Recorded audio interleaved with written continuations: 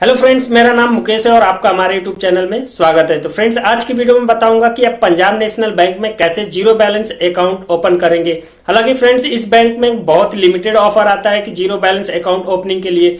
ज्यादातर इसमें आपको बैलेंस पे करके ही आपको, यानी कि बैलेंस पे करने का मतलब ये है कि आपको अपने अकाउंट्स में मिनिमम कुछ बैलेंस रखना पड़ता है, तभी आप इसमें अकाउंट ओपन कर सकते हैं। लेकिन ये अभी ये ऑफर चल रहा है, तो आज की वीडियो में आप लोगों को बताऊंगा कि आप घर बैठे ही कैसे इसमें अकाउंट्स को ओपन करेंगे और क्या क्या डॉक्यूमेंट्स लगेंगे।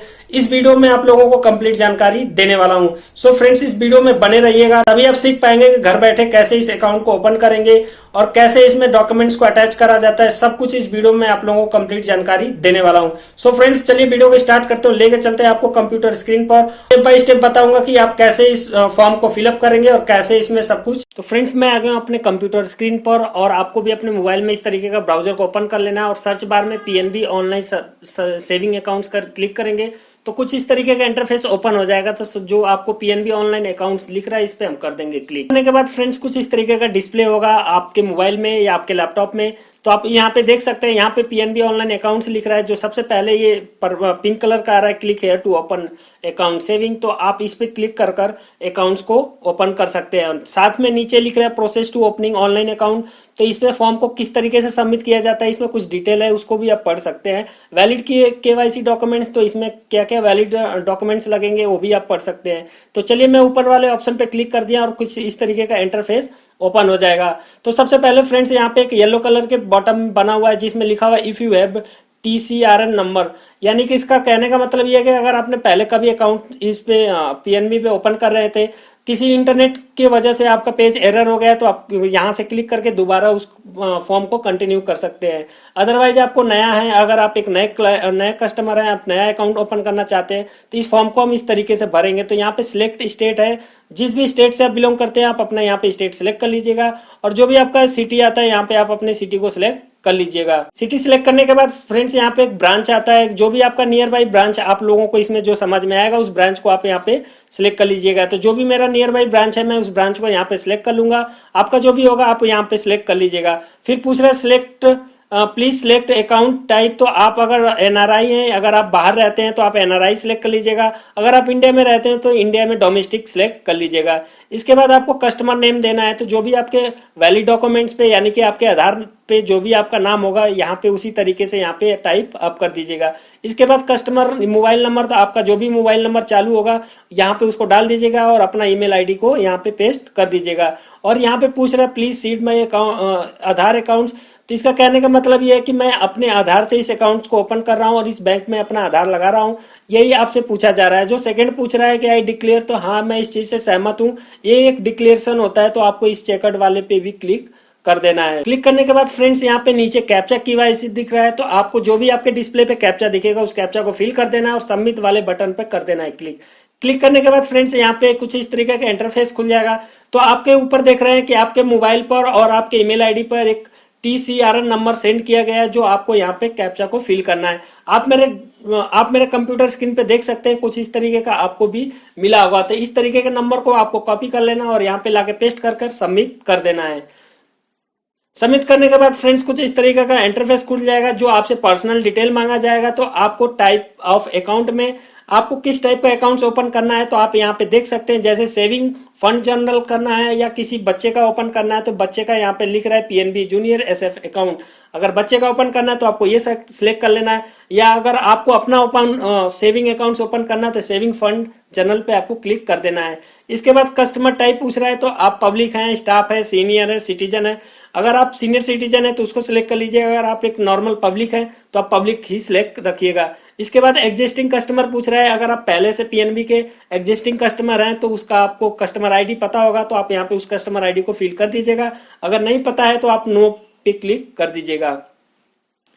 इसके बाद यहाँ पे फ्रेंड्स नीचे पूछ रहा है आपका नाम, तो नाम में सबसे पहले यहाँ पे देख सकते हैं मिसेस लिखा हुआ है, तो आप जैसे इस बटन पे क्लिक करेंगे, मिसेज हैं, श्रीमती हैं या श्री हैं, एमएस हैं, जो भी आपके टाइटल में लगाना होगा आप उस तरीके से यहाँ से टाइटल को सिलेक्ट कर सकते हैं। जैसे कि मैं श्री सिलेक्ट कर यहाँ पे जो भी मेरा डिटेल होगा, नाम होगा, मैं नाम को यहाँ पे फिल कर दूंगा। नाम भी आपको कुछ इस तरीके कैप्स लॉक में फिल करना है। इसके बाद आपको फादर नेम फिल करना है और डेट ऑफ बर्थ जो है इस तरीके से आप क्लिक करेंगे तो कैलेंडर ओपन हो जाएगा और कैलेंडर के हिसाब से अपना डेट ऑफ बर्थ भी सिलेक्ट कर सकते हैं। और जो भी आपका जेंडर होगा आप जेंडर को सिलेक्ट कर लीजिएगा और यहाँ पे आपको अपना मदर नेम भी फिल करना होगा। ये सब कुछ डिटेल आपको प्रॉपर सही तरीके से फिल करना है, किसी भी तरीके की कोई गलती नहीं करना है। आपका जो भी मैरिटल स्टेटस है आप यहाँ पे सिलेक्ट कर लीजिएगा और जो भी आप कैटेगरी है आप कैटेगरी सिलेक्ट कर लीजिएगा। एसटी ओबीसी जो भी कैटेगरी से आप आते हैं उस कैटेगरी को यहाँ पे सिलेक्ट कर लीजिएगा।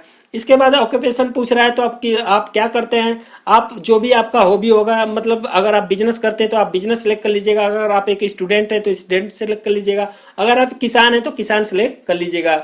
इसके बाद आपसे एनुअल इनकम पूछा जा रहा है तो अगर आपका जो भी एनुअल इनकम है यानी कि सालाना जो भी आपका इनकम होगा आप यहाँ से सालाना इनकम को सिलेक्ट कर लीजिएगा। तो मेरा सालाना इनकम 1 से 5 लाख है तो मैंने 1 से 5 लाख को सिलेक्ट कर लिया है। इसके बाद टोटल टर्नओवर पूछ रहा है तो यहाँ पे टोटल टर्नओवर मैं 3 लाख दूंगा, आपका जितना होगा आप अपने हिसाब से यहाँ पे सिलेक्ट कर लीजिएगा।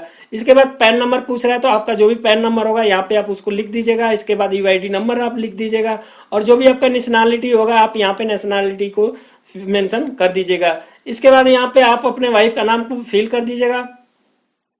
इसके बाद आपको कॉरस्पॉन्डेंस एड्रेस पूछ रहा है तो जो भी आपका घर का एड्रेस होगा, घर का एड्रेस कैसे आप यहाँ पे पता करेंगे तो आपके आधार पे जो भी एड्रेस लिखा होगा यहाँ पे उस तरीके से फिल कर दीजिएगा। अगर फर्स्ट वाले कॉलम में आप अपना घर का जैसे हाउस नंबर लिख के यहाँ पे आप सही तरीके से लिख दीजिएगा। इसके बाद स्ट्रीट नेम पूछ रहा है तो जो भी आपका नियर बाई कोई लैंडमार्क होगा आप उसको यहाँ पे लिख दीजिएगा। स्टेट अपना सिलेक्ट कर लीजिएगा और इसके बाद जो नीचे सिटी पूछ रहा है किस भी सिटी से बिलोंग करते हैं आप यहाँ पे अपना सिटी को सिलेक्ट कर लीजिएगा। इसके बाद नीचे पूछ रहा है फ्रेंड्स पिन कोड, तो आपका जो भी पिन कोड होगा उस पिन कोड को यहाँ पे आप बी केयरफुली एंटर कर दीजिएगा। फ्रेंड्स कुछ इस तरीके का आपको इंटरफेस देखने को फिर मिलेगा। जो परमानेंट एड्रेस है तो अगर आपका सेम ऊपर वाला जो आपने फिल किया हुआ है अगर सेम है तो आप चेकआउट वाले बॉक्स पर क्लिक कर दीजिएगा। अगर आप किसी वजह से आप बाहर कमा रहे हैं तो आप वहां का भी एड्रेस यहाँ पे फिल कर दीजिएगा।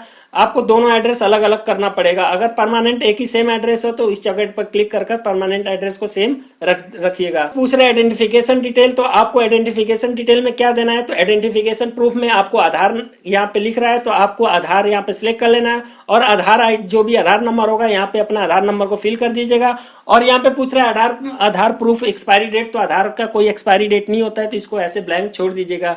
और यहाँ पे सेकंड में पूछ रहा है कि आपको एड्रेस प्रूफ में क्या देना है, तो अगर आपको आधार कार्ड देना है तो आधार कार्ड दे दीजिएगा, अदरवाइज कोई और डॉक्यूमेंट्स देना है तो यहाँ पे उस डॉक्यूमेंट को यहाँ पे आप सिलेक्ट कर सकते हैं। इस तरीके से कुछ इंटरफेस वहां पे खुलेगा तो आप इसमें से देख लीजिएगा कि आपको कौन सा डॉक्यूमेंट देना है, आप उसको सिलेक्ट कर लीजिएगा।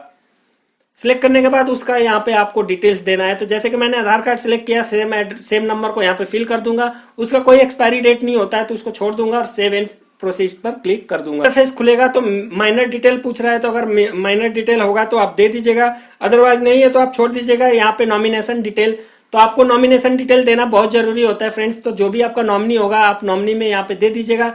तो आप जो देख सकते हैं कि मैं किस तरीके से भर रहा हूँ, आपका जो भी नॉमिनी होगा आप यहाँ पे उसको भर दीजिएगा। इसके बाद जिससे आपका जो भी रिलेशन होगा रिलेशन दे दीजिएगा। उनका जो भी एड्रेस होगा, नॉमिनी का जो भी एड्रेस होगा वही देना है, आपको अपना एड्रेस नहीं देना, नॉमिनी का जो भी एड्रेस होगा उसको भरना है।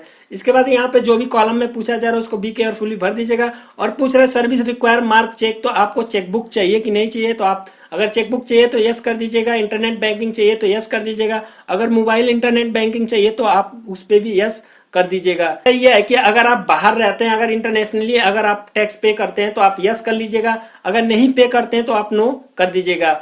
नो करने के बाद फ्रेंड्स यहाँ पे टैक्स डिटेल 1 आ जाता है। तो अगर आप इंटरनेशनली टैक्स पे करते हैं तो आपको यहाँ पे डिटेल को फिल करना होगा, अगर नहीं पे करते हैं तो इसको ऐसे ब्लैंक छोड़ दीजिएगा। और नीचे पूछ रहा है residential address for tax purpose. अगर इंडिया में भी अगर आप कोई बिजनेस करते हैं, अगर आप टैक्स पे कर रहे हैं तो आपको यहाँ पे टैक्स को भरना पड़ेगा। तो आप ये जो टैक्स वाला कॉलम है इसको प्रॉपर सही तरीके से भर दीजिएगा अगर आप इंडिया में रहते हैं तो। अगर टैक्स पे करते हैं तो छोड़ दीजिएगा, सेव एंड प्रोसेस पर क्लिक कर दीजिएगा।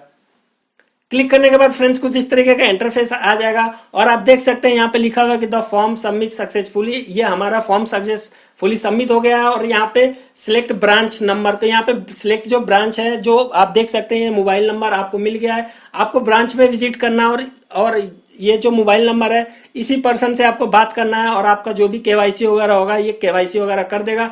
और जो भी आपको डॉक्यूमेंट्स मांगेगा ये डॉक्यूमेंट्स आपको वहां पे लेके जाना है। और डॉक्यूमेंट्स लेके जाना इन द सेंस कि जो भी आपने आधार नंबर सेलेक्ट किया था, जो भी आपने फॉर्म भरते वक्त डॉक्यूमेंट सेलेक्ट किया था, वही डॉक्यूमेंट्स का आपको जेरोक्स कराना है और साथ में कैरी करना और लेके चले जाना और इस नंबर पे कॉल करना है। आपका एकदम इजीली केवाईसी हो जाएगा और उसी टाइम आपका अकाउंट्स ओपन हो जाएगा। आशा करता हूँ फ्रेंड्स ये वीडियो आप लोगों को काफी पसंद आया होगा। अगर इस वीडियो से रिलेटेड कोई आपका सवाल है, कोई सुझाव है तो आप हमें कमेंट कर पूछ सकते हैं। तब तक के लिए इस वीडियो को देखते रहिए। मैं जल्दी एक नए वीडियो में मिलने वाला हूँ। बाय बाय, जय हिंद।